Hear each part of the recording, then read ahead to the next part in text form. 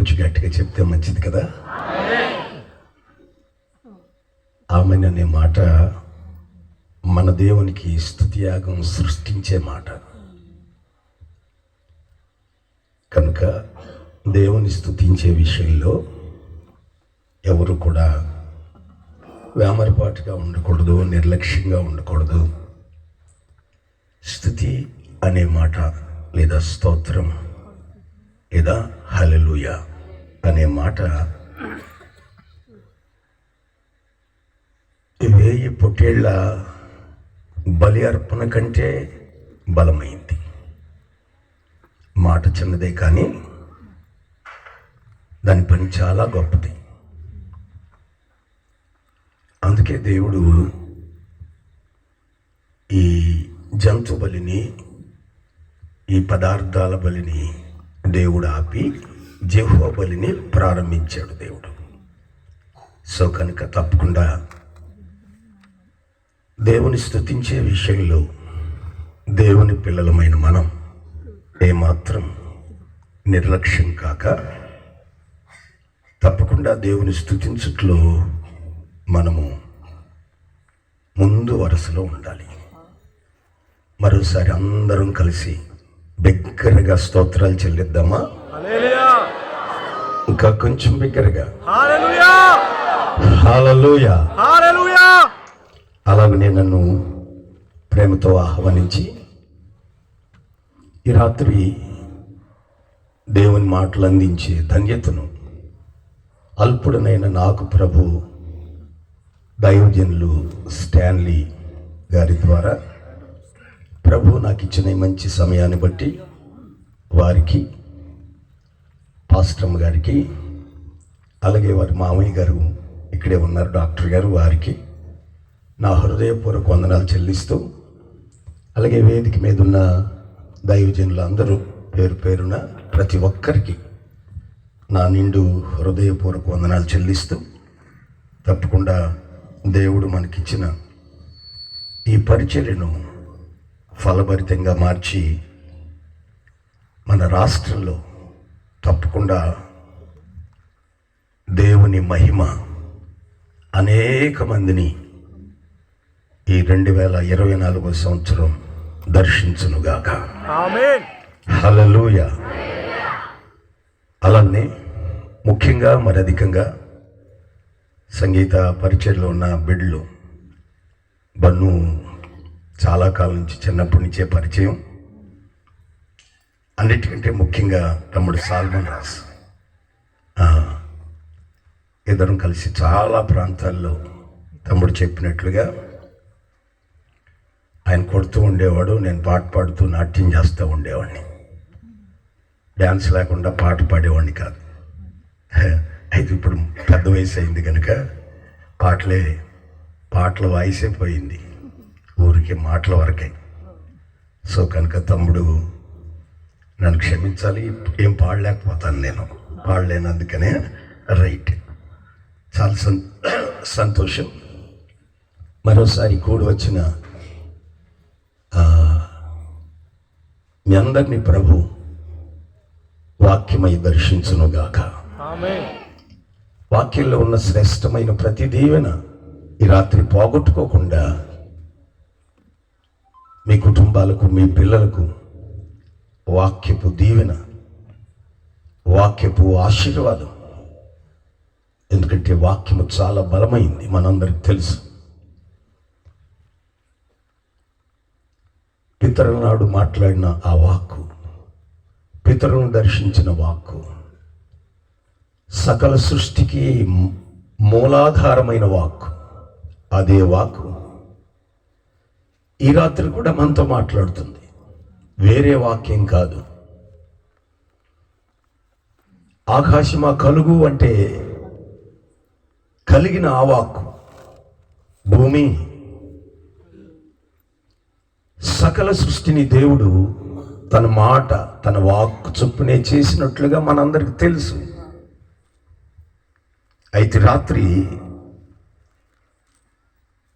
ఆనాటి వాక్యపు ప్రభావం ఈనాడు లేదు. వై? ఎందువల్ల?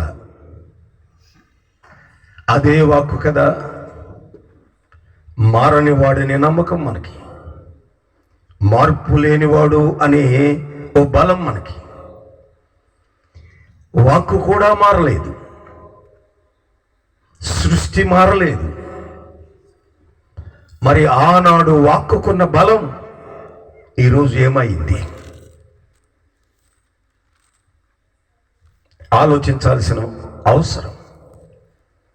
వాక్కు మారిందా? లేదు. నిన్న నేడు వాక్కు అనగా దేవుడని మనకు తెలుసు. వాక్యమే దేవుడు, దేవుడే వాక్యం. అయితే మార్పు ఎక్కడ జరిగిందంటే, మన పితరులు దేవుని మాటను వారు స్వీకరించే పద్ధతి వేరుగా ఉండేది. వారు భయముతోనూ వణుకుతోనూ దేవుని వాక్యాన్ని స్వీకరించారు. ఇప్పుడు దేవుని వాక్యాన్ని మన పితరులు వినబడిన వాక్యాన్ని ఎలాగున వారు రిసీవింగ్ అంటే పొందడం, స్వీకరించడం, వారి పద్ధతులు వేరుగా ఉన్నాయి, మన పద్ధతులు మారిపోయాయి. అందువల్లే ఆనాడు జరిగిన వాక్యపు ప్రభావం ఈనాడు లేదు. కారణం మనమే. అందుకే రాత్రి దేవుని వాక్యాన్ని చక్కగా, సమయం చాలా అయింది అయినా క్లుప్తంగా అవసరమైన వాక్కుని ఈ రాత్రి దేవుడు మనందరి కొరకు విడుదల చేయునుగాక. ఆమేన్. హల్లెలూయా. హల్లెలూయా. అటు ఇటు చూడకండి. దేవుడు ఎన్నో గొప్ప కార్యాలు చేయాలని, ఆయన శక్తి సామర్థ్యాలు కలిగిన వాక్యపు ప్రత్యక్షత, వాక్యంలో ఉన్న ప్రభావ మహిమలు మన పక్షాన చూపించి మనల్ని గొప్పవారిగా ఊరేగించాలనుకుంటున్న దేవుడు ఆయన మనసుకు తగినట్లుగా, ఆయన ఆలోచనకు తగినట్లుగా మన భక్తి, మన మనసు లేదు. అందువల్లే ఈనాడు దేవుడు ఎంత విరివిగా మాట్లాడుతున్నా కార్యాలు శూన్యం. అందుకనే ఆ దినాల్లో ఉన్న శ్రద్ధ, ఆ దినాల్లో ఉన్న భయం, ఆ దినాల్లో ఉన్న వణుకు ఈ రాత్రి మన వ్యక్తిత్వంలో ఒక మాట నేను మీకు చెప్తాను. మనం ఎంత ప్రమాదమైన భ్రమలో, భ్రమ వేరు, ప్రమాదమైన భ్రమ వేరు. ఈ రోజున చాలా మంది క్రైస్తవ పిల్లలు వారు పొందిన రక్షణే వారు కోల్పోయారు. అంటే మనం పొందిన బాప్తిస్మపు విలువలు, ఆ అభిషేకం చాలా మందిని కోల్పోయాం. మనమంతా రక్షించబడ్డాం బాప్తిసం ద్వారా, కానీ మనం పొందిన బాప్తిసం మన మీద నుండి తొలగిపోయింది. కారణం, మనము విశ్వాస సంబంధమైనటువంటి దేవుని వాక్కుకు ఇవ్వాల్సిన ప్రాధాన్యత,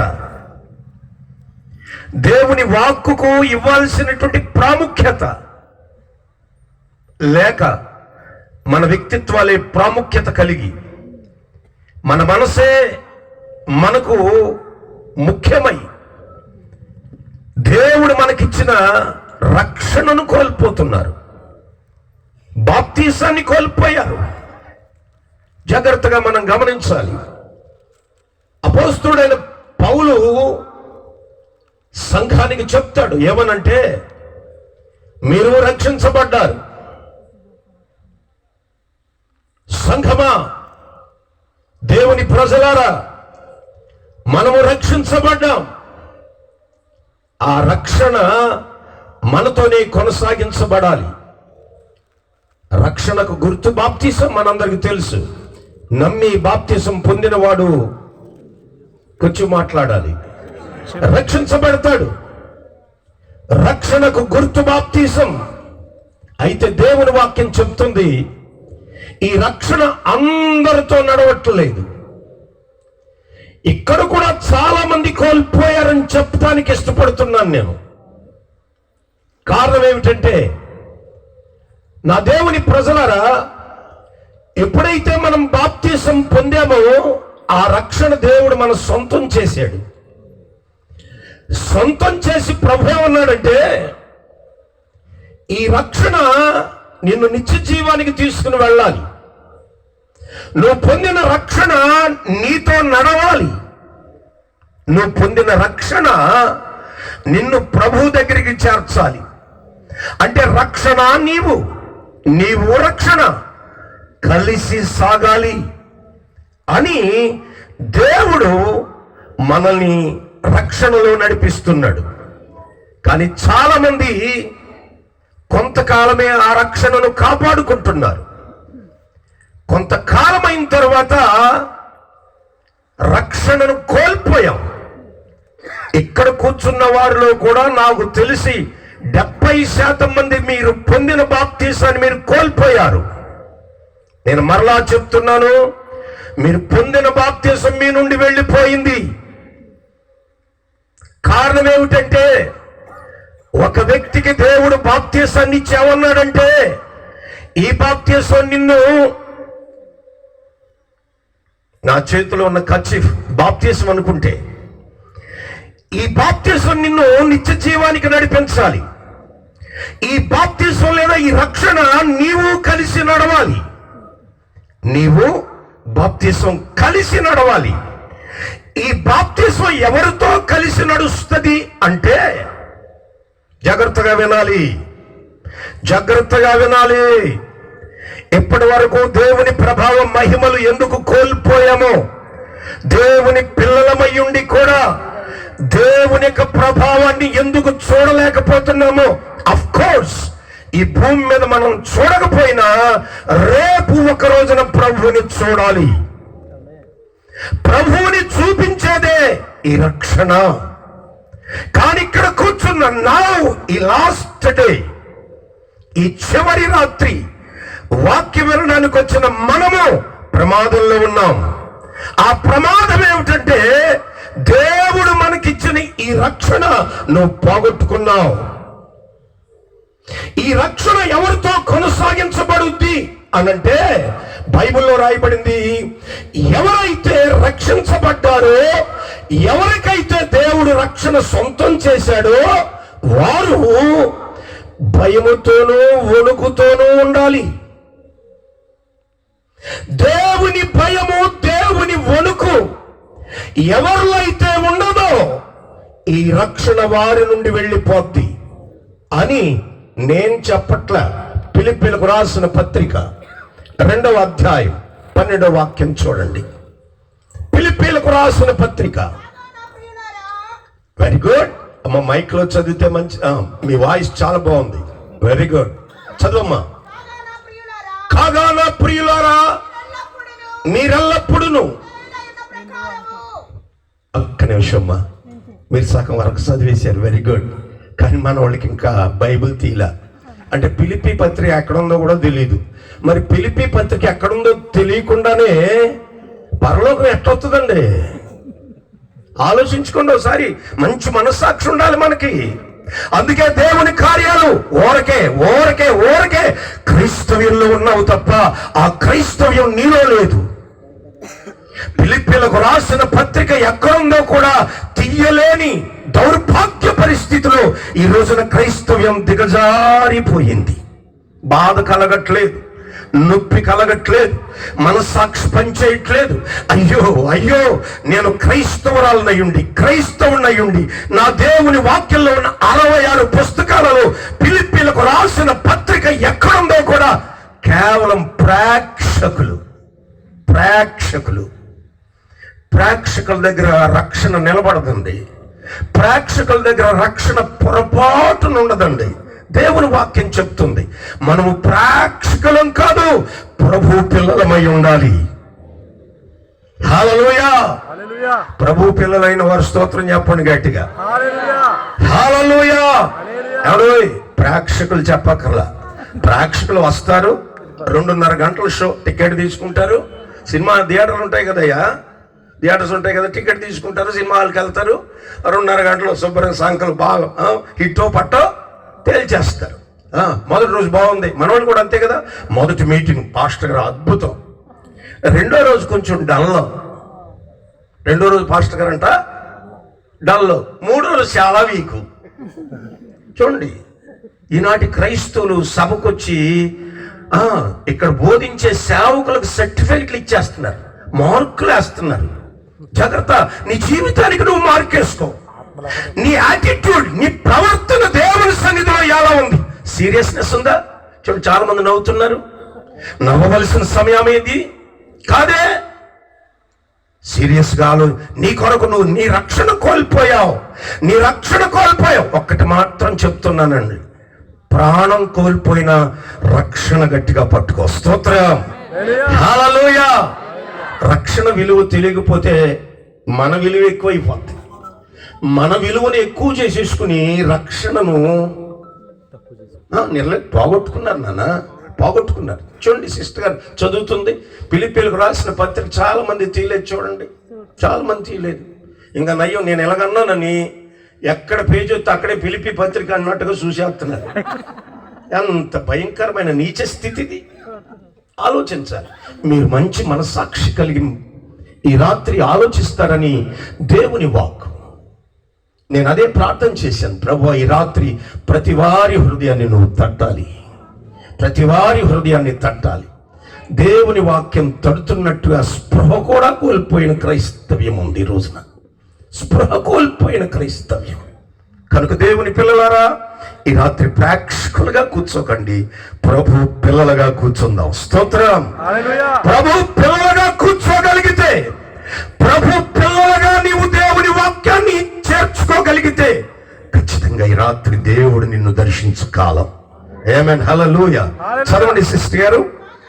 కాగా నా ప్రియులారా, మీరెల్లప్పుడూ విధేయులై ఉన్న ప్రకారము నా ఎదుట ఉన్నప్పుడు మాత్రమే గాక మరి ఎక్కువగా నేను మీతో లేని ఈ కాలమందు భయముతోను వణకుతోను మీ సొంత రక్షణ. What a danger. నీ రక్షణ నీతో కొనసాగించాలంటే భయము వణుకు ఉండాలి. ఈ రోజున చాలా మంది నేను రక్షించబడ్డాను, బాప్తిసం పొందాను, ఆ బాప్తిసం నాలోనే ఉంటుందని భ్రమ భ్రమ భ్రమ.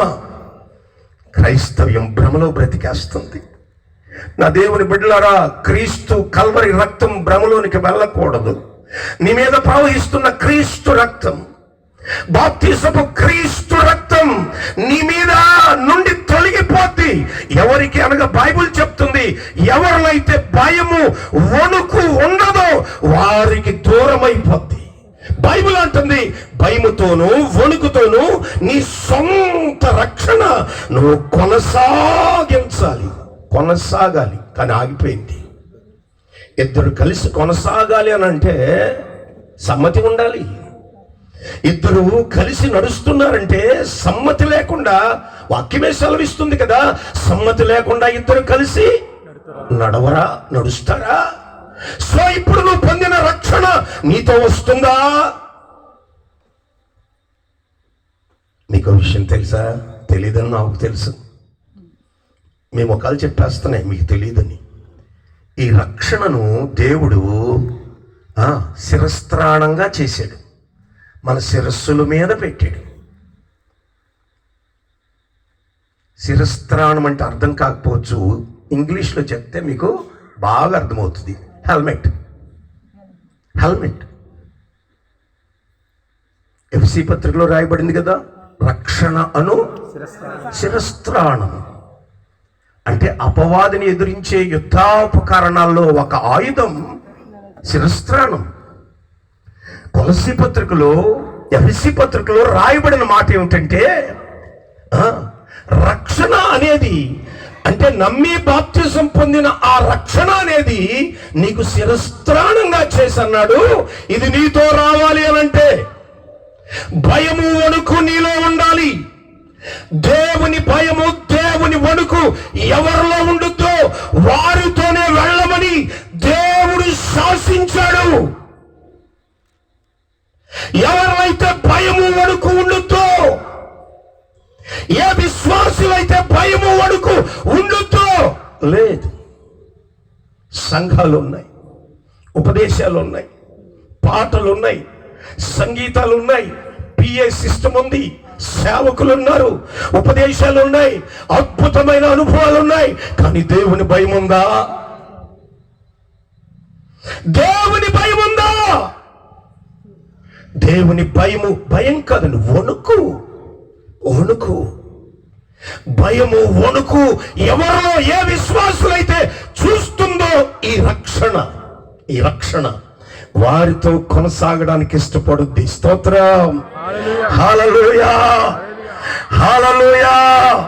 ఈ రాత్రి నా దేవుని బిడ్డ, నువ్వు అనుకుంటున్న నీతిని చూసి కాదు, నీవు అనుకుంటున్న వాక్య జ్ఞానాన్ని చూసి కాదు, నీవు అనుకుంటున్న ప్రార్థనా జీవితాన్ని చూసి కాదు, నువ్వు అనుకున్నటువంటి నీ కుటుంబ విలువలను చూసి కాదు, నీ సంఘ క్రమాలను చూసి కాదు, నీలో ఉన్న భయము, నీలో ఉన్న వణుకు, నీ భయమే, నీ వణుకే నీకు దేవుడిచ్చిన ఈ రక్షణ. నీతో ఎవరిలో అయితే భయము వణుకు చూడదో ఈ రక్షణ ఆగుద్ది. మనం ముందనుకుని సాగుతాం.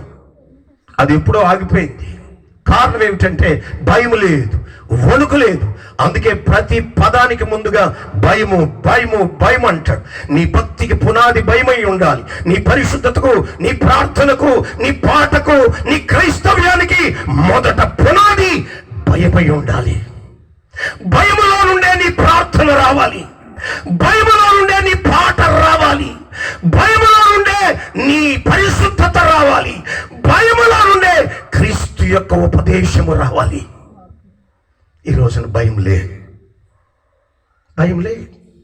మీరు చూడండి, అందుకని బైబిల్ అంటుంది, దేవుని వాక్యం అంటుంది, ఓ ఫిలిప్పీ సంఘమా, నేనున్నప్పుడు కాదు, నేను లేని ఈ కాలమందు మరి ఎక్కువగా భయముతోనూ వణుకుతోనూ మీ సొంత రక్షణ కొనసాగించండి. స్తోత్రం, hallelujah. My dear sisters and brothers, నేను ఎవరికి భయపడనక్కర్లేదు. ఎస్, నువ్వెవ్వడికి భయపడనక్కర్లేదు. కానీ నువ్వు పొందిన రక్షణ, దేవుడు నిత్య జీవానికి మార్గంగా ఇచ్చినటువంటి రక్షణ, రేపు ఆ నిత్య మహిమలో నిలబెట్టే ఈ రక్షణ, దీన్ని కోల్పోకు. భ్రమలో ఉండి కోల్పోతున్నారు. నా దేవుని బిడ్డ, చాలా మంది బాప్తిసం పొందిన కొన్నాళ్లే భయభక్తులు కలిగి ఉంటారు. ఆ తర్వాత సీనియర్లు అయిపోతారు, ఆ తర్వాత గొప్పవారు అయిపోతారు. నేను ప్రార్థించుకుంటున్నాను, నేను మందిరానికి వెళ్తున్నాను, నేను వాక్యం చదువుకుంటున్నాను, నా ప్రక్క వారి కంటే ఐఎమ్ బెటర్. ఎస్, నువ్వు ప్రక్క వారి కంటే నువ్వు చాలా యోగ్యమైన వ్యక్తివి. కానీ భయంలో దయచేసి గమనించండి.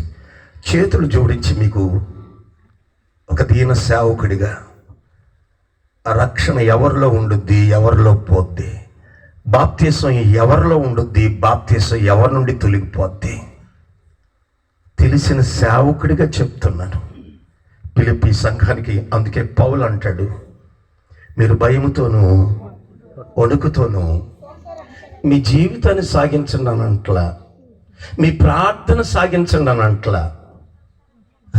రక్షణ నమ్మి బాప్తిసం పొందినవాడు రక్షణ.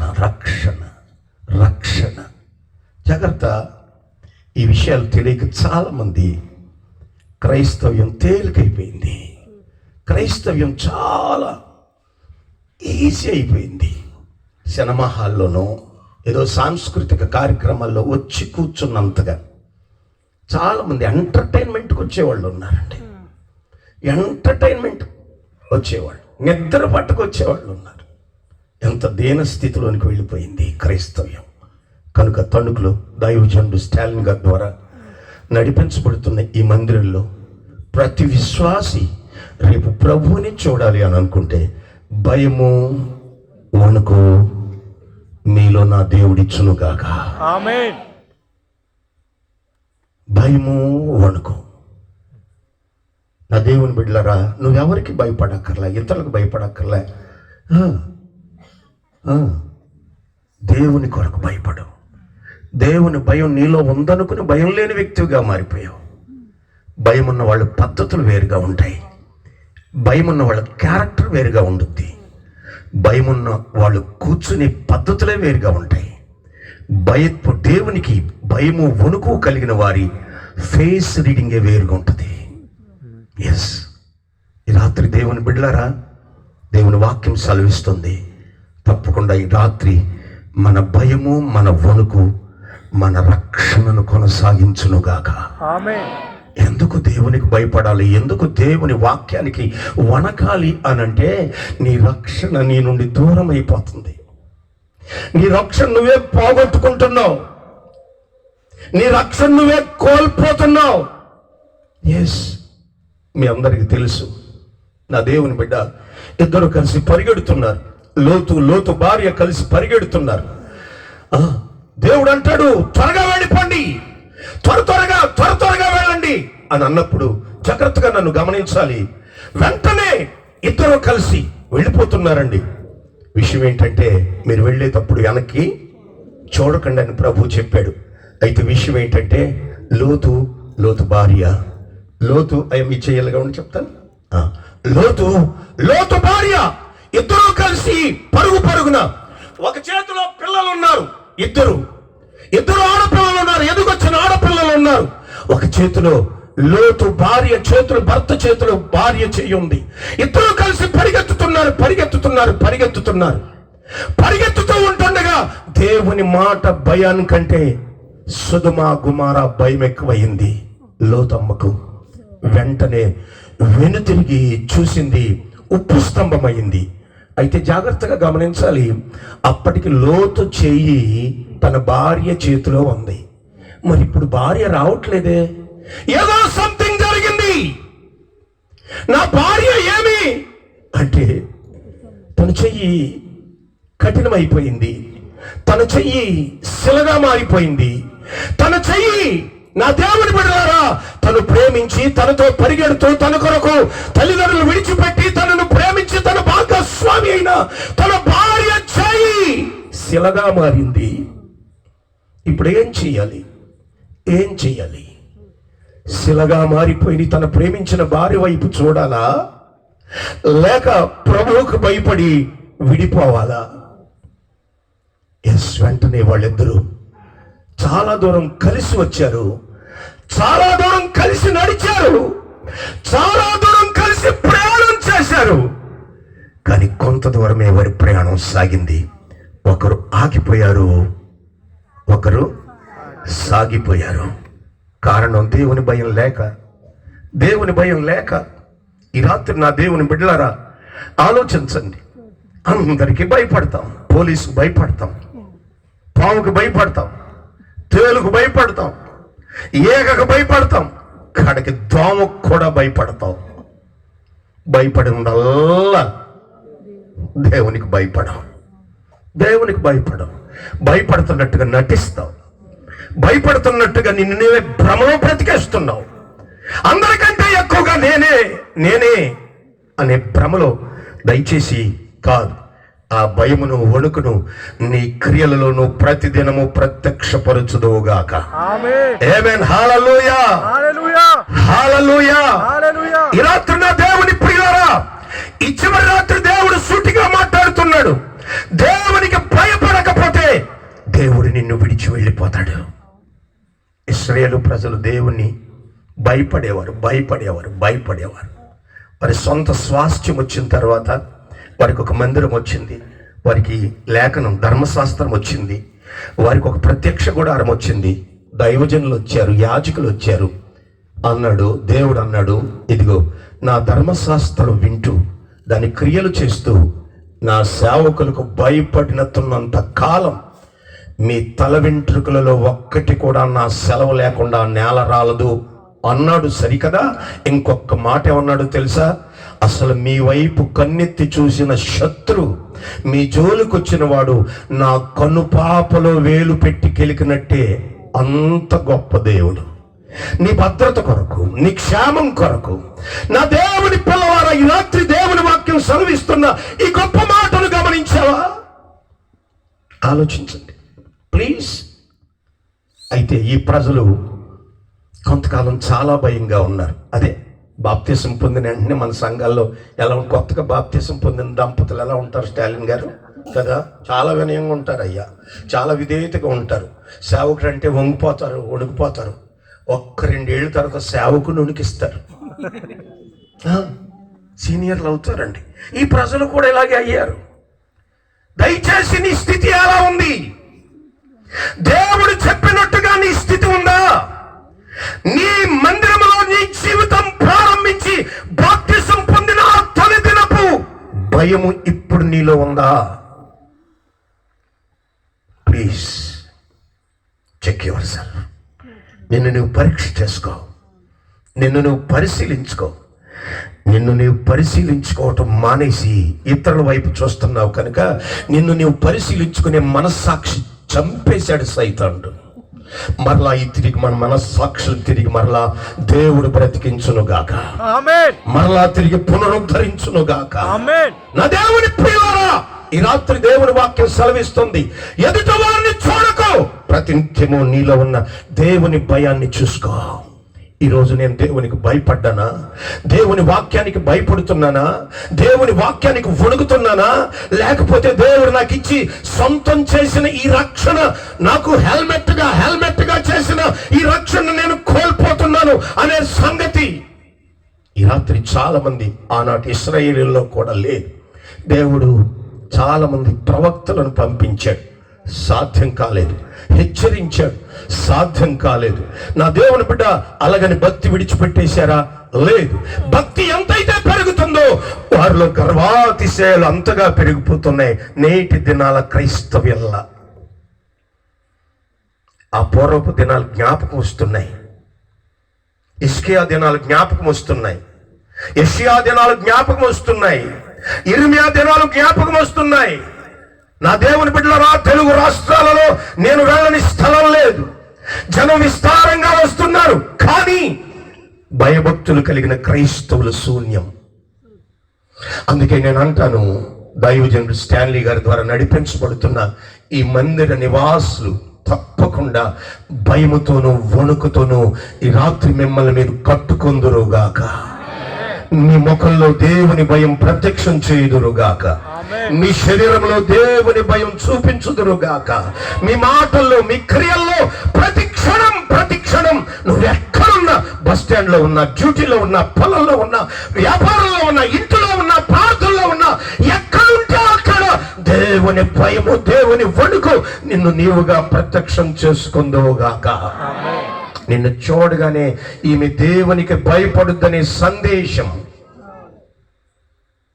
ఈయన దేవునికి భయపడతాడు, వీళ్ళ దేవుడికి ఈయన భయపడతాడు కనుకనే నాకంటే ఈయన క్యారెక్టర్ వేరుగా ఉంది, నాకంటే ఈయన పద్ధతులు వేరుగా ఉన్నాయని నీ స్నేహితులు, నీ ప్రక్క నిలబడిన వారు కూడా గుర్తుపట్టగలగాలి.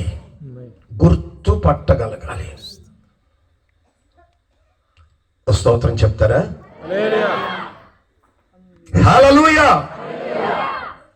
అది దేవుని వాంఛ, నేను చెప్పే మాటలు కాదండి, దేవుడు కోరుకునేది.